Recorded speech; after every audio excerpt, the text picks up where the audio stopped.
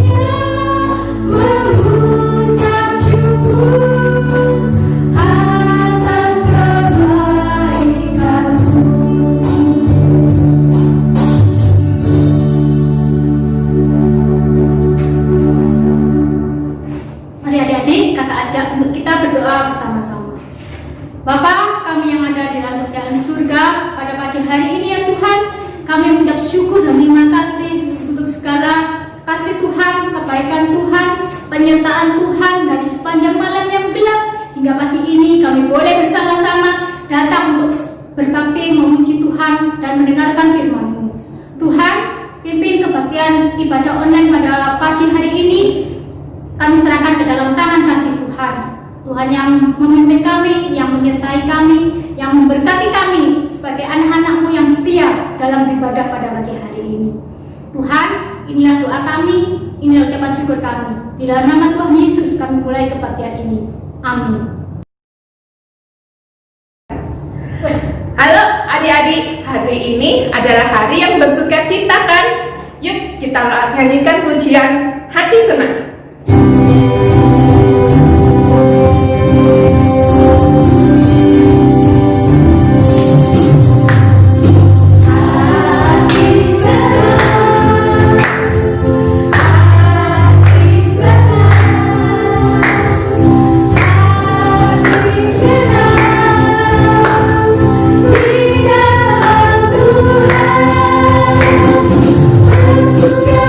Kita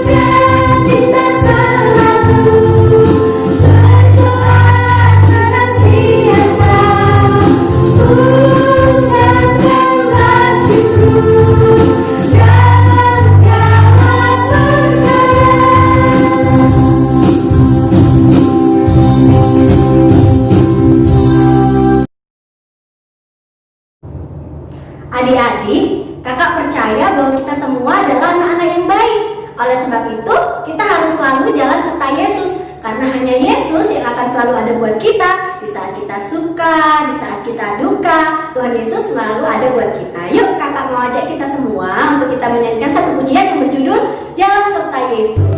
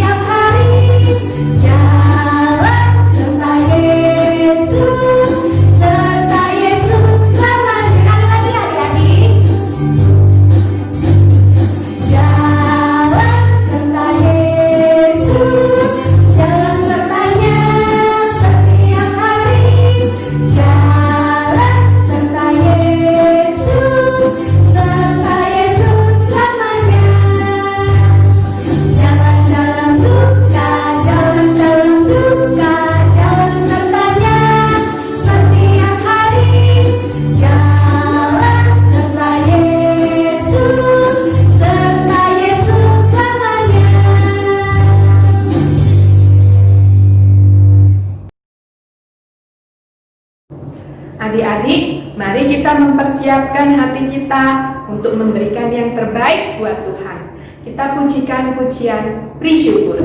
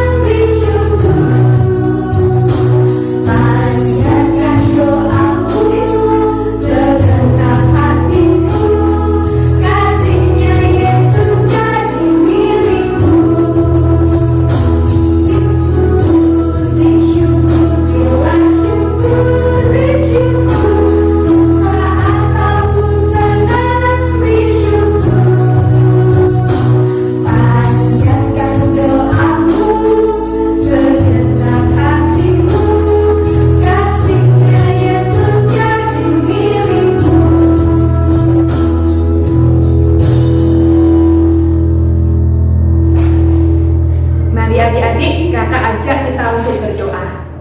Tuhan Yesus, terima kasih Engkau sudah memberkati Papa dan Mama. Tuhan, ini sedikit persembahan dari kami. Biarlah persembahan ini dapat memperluas kerajaan-Mu di tempat ini. Terima kasih Tuhan Yesus. Inilah seruan doa permohonan ucapan syukur kami. Amin. Adik-adik, tiba saatnya kita akan mendengarkan kebenaran firman Tuhan. Yuk adik-adik duduk yang rapi, duduk yang manis. Kita mau sungguh-sungguh untuk mendengarkan firman Tuhan. Sebelumnya kakak akan ajak kita semua untuk menaikkan satu pujian yang berjudul Ku Ingin Dengar Cerita.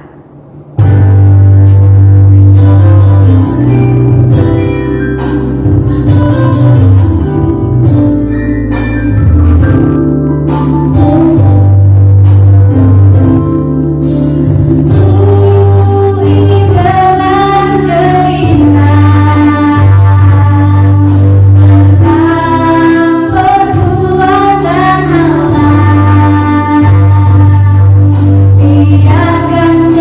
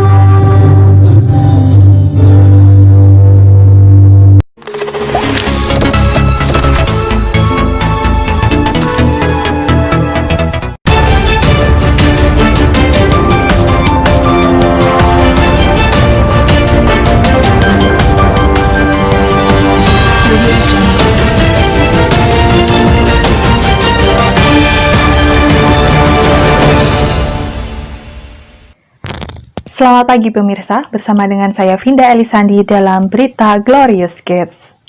Belakangan kita mendengar sebuah berita yang sangat mengejutkan di mana ada beberapa orang yang rela menjual hartanya untuk mendapatkan sesuatu yang lain.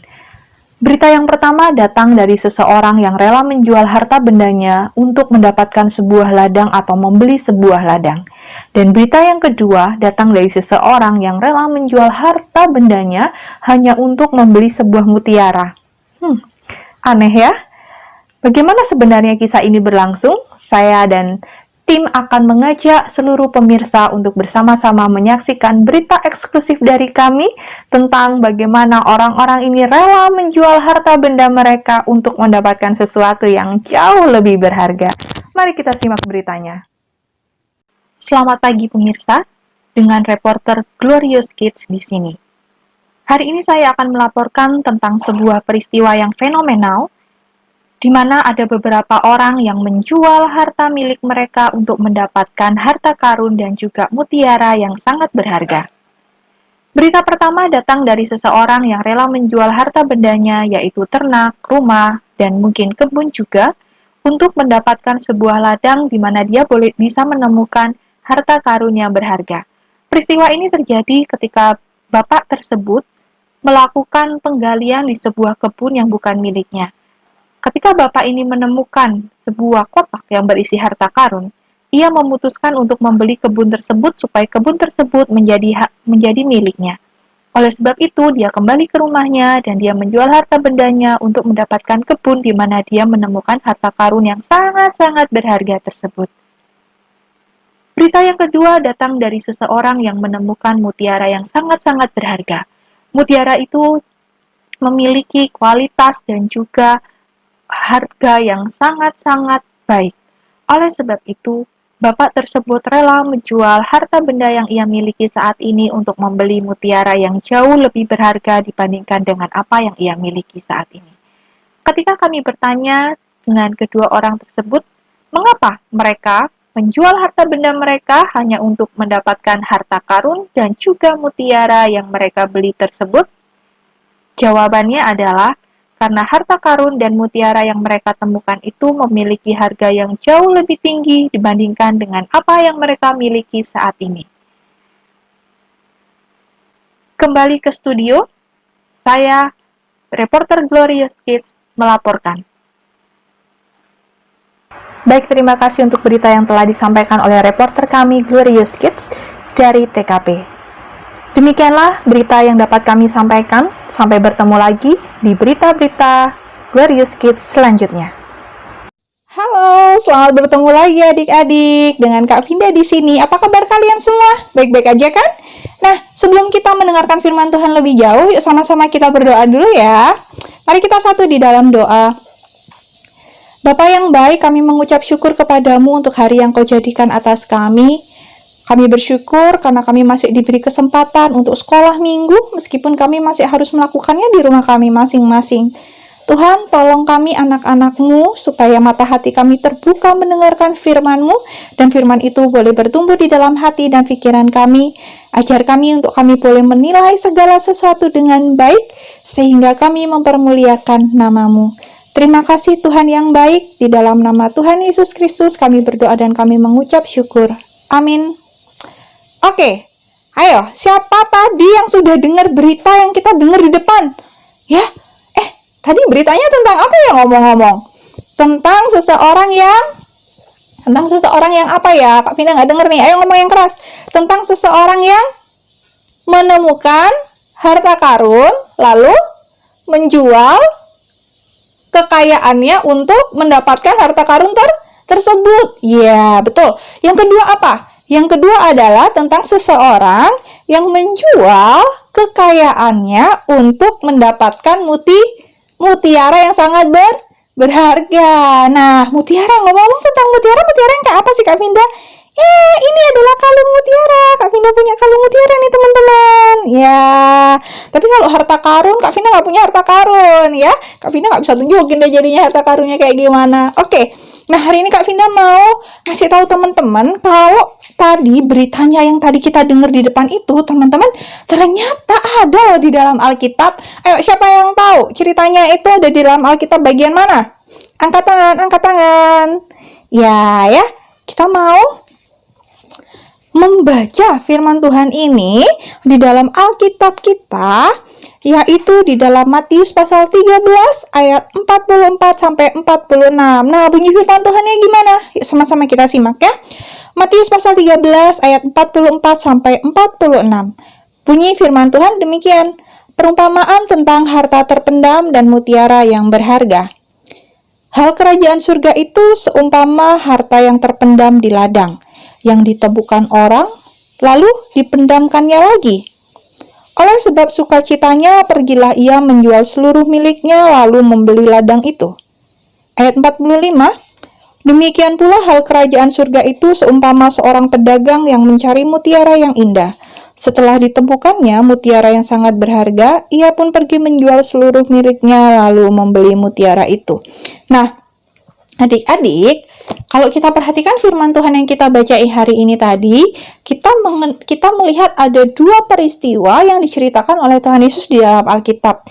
Yang pertama adalah perumpamaan tentang seseorang yang tanpa sengaja dia menemukan harta karun. Nah, kira-kira harta karun itu hartanya sedikit atau banyak?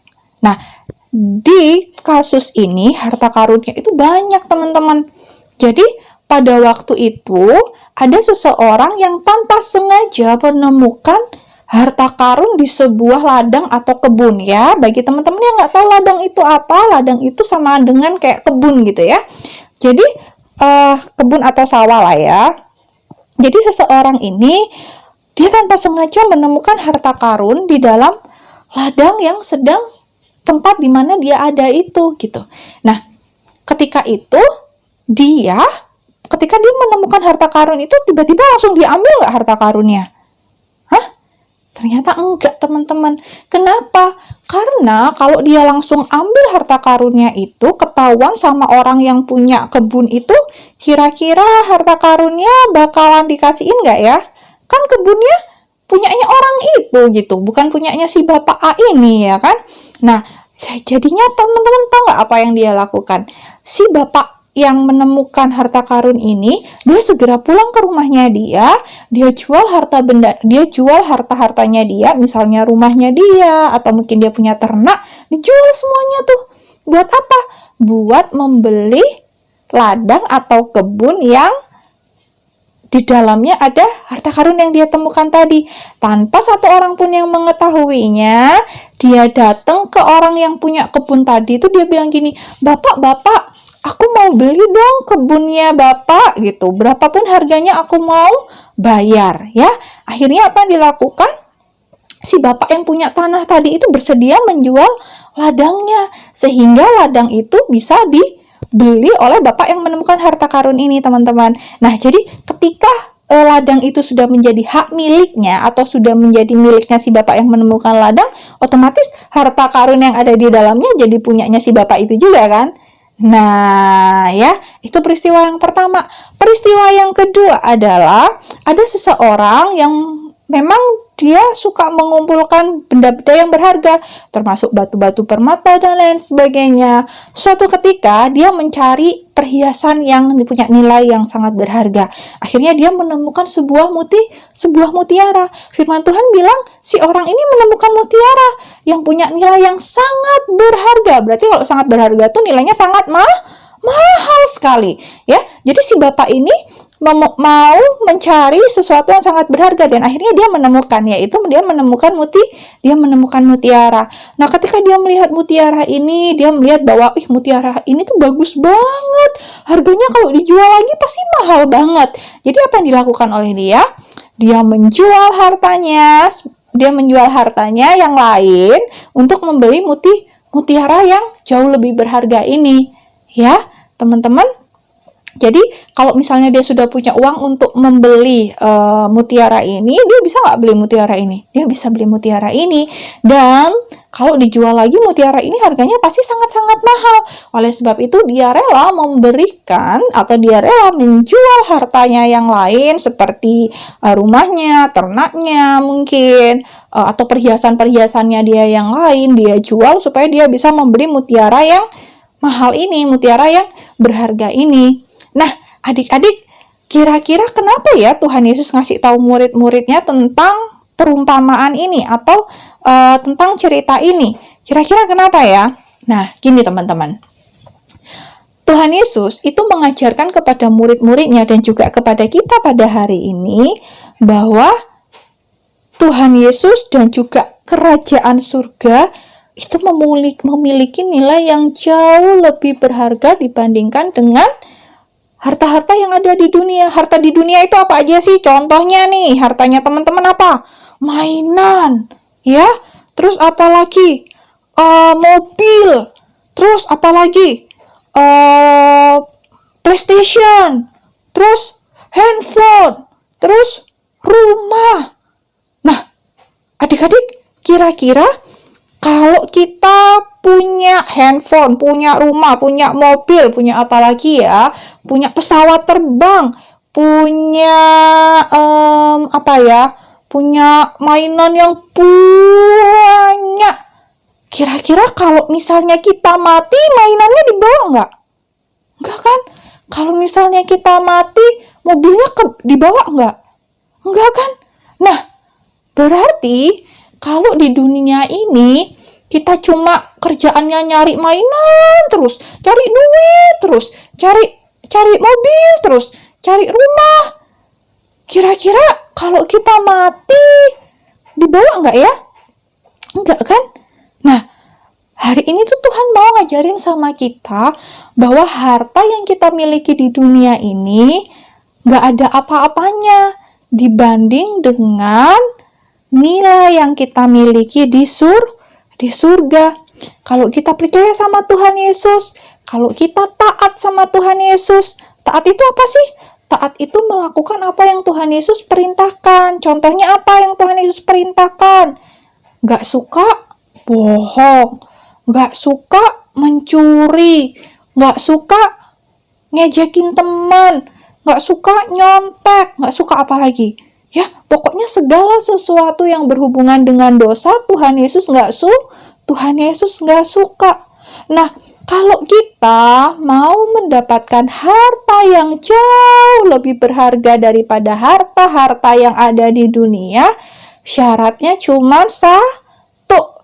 Kita sungguh-sungguh percaya kepada Tuhan Yesus dan kita melakukan apa yang Tuhan Yesus kehendaki di dalam hidup kita, nggak lagi berbuat dosa, sungguh-sungguh percaya kepada Tuhan Yesus, melakukan apa yang Tuhan Yesus kehendaki di dalam hidup kita.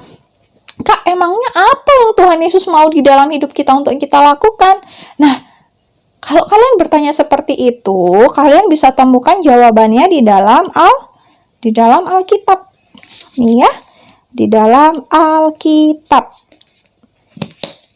Well, kitabnya Kak Vinda sudah sampai seperti ini karena setiap hari dibaca ya. Adik-adik, kita nggak akan pernah bisa mendapatkan kerajaan surga kalau kita tidak sungguh-sungguh percaya kepada Tuhan Yesus. Kita nggak akan pernah bisa mendapatkan surga kalau kita nggak hidup taat sama Tuhan Yesus. Oleh sebab itu, melalui cerita hari ini, kita diajarkan oleh Tuhan Yesus bahwa Tuhan Yesus dan kerajaan surga itu adalah harta karun yang sangat-sangat berharga dan mutiara yang sangat-sangat indah, lebih daripada apa yang bisa kita temukan di dunia ini. Oleh sebab itu, yang harus kita lakukan adalah senantiasa mencari Tuhan. Nggak boleh bolos-bolos sekolah minggu. Nggak boleh males berdoa. Dan harus rajin membaca firman Tuhan. Supaya apa? Supaya kita semakin hari semakin kenal sama Tuhan Yesus. Supaya kita semakin hari semakin mengasihi Tuhan Yesus. Oleh sebab itu, mulai sekarang yuk sama-sama kita putuskan bahwa untuk mendapatkan kerajaan surga dan untuk mendapatkan Yesus di dalam hidup kita, kita harus rela memberikan waktu kita untuk berdoa, memberikan kesenangan kita. Kalau misalnya satu hari kita mainnya 10 jam, ya, mulai sekarang kita ambil waktu 1 jam aja untuk berdoa, untuk belajar firman Tuhan, ya. Oke, adik-adik, sebelum kita lanjut lebih jauh, nanti ya kita mau berdoa dulu ya. Kak Vinda mau pimpin dalam doa. Teman-teman semuanya lipat tangannya, tutup matanya, kita berdoa. Kami bersyukur kepadamu Bapa, kami boleh diingatkan kembali bahwa ada harta yang jauh lebih berharga daripada mainan kami, daripada rumah kami, daripada mobil kami, yaitu Tuhan Yesus dan kerajaan surga. Tuhan, tolong kami supaya di dalam hidup ini kami senantiasa mengasihi Engkau, kami senantiasa melakukan yang terbaik untuk kemuliaan nama Tuhan. Firman-Mu yang kami dengar hari ini akan terus ada di dalam hati kami, dan firman ini akan boleh bertumbuh. Roh Kudus menolong kami supaya kami senantiasa mau melakukan yang baik meskipun harus mengorbankan kesenangan diri kami sendiri. Terima kasih Tuhan, terpujilah nama-Mu. Di dalam nama Tuhan Yesus Kristus kami berdoa dan mengucap syukur. Amin. Oke, terima kasih teman-teman sudah mendengarkan firman Tuhan hari ini. Jangan lupa ya ayat hafalannya, oke? Nah, kita tadi sudah mendengarkan firman Tuhan, kita sudah berdoa, kita sudah menyanyi, dan saatnya sekarang ayat hafalan. Oke, ayat hafalan kita pada minggu ini terambil dari Matius pasal 6 ayat 33, ya. Tetapi carilah dahulu kerajaan Allah dan kebenarannya, maka semuanya itu akan ditambahkan kepadamu. Nah, untuk adik-adik kelas kecil, ayat hafalannya cuma ayat 33 ayat, tetapi carilah dahulu kerajaan Allah. Sedangkan untuk adik-adik kelas tengah dan kelas besar, full semuanya, mau A, B, C ya, semuanya, pokoknya ayat 33 semuanya. Tetapi carilah dahulu kerajaan Allah dan kebenarannya, maka semuanya itu akan ditambahkan kepadamu. Oke? Itu ayat hafalan kita minggu ini. Sampai bertemu di minggu selanjutnya teman-teman. Tuhan memberkati. Dadah. Alvin akan membacakan Lukas pasal 8 ayat 1b. Bunyinya mereka harus berdoa, tidak jemu-jemu. Membacakan ayat hafalan Lukas pasal 11 ayat 13 bunyinya, jadi jika kamu yang jahat akan memberi pemberian kepada anak-anakmu, apalagi Bapamu yang di sorga yang memberikan Roh Kudus kepada mereka yang memintanya. 11 ayat 13. Jadi jika kamu yang jahat tahu memberi pemberian yang baik kepada anak-anakmu, apalagi Bapa di surga, Ia akan memberikan Roh Kudus kepada ia yang meminta kepadanya. Adik-adik, kita akan mengakhiri sekolah minggu kita. Kita pujikan Bapa, terima kasih.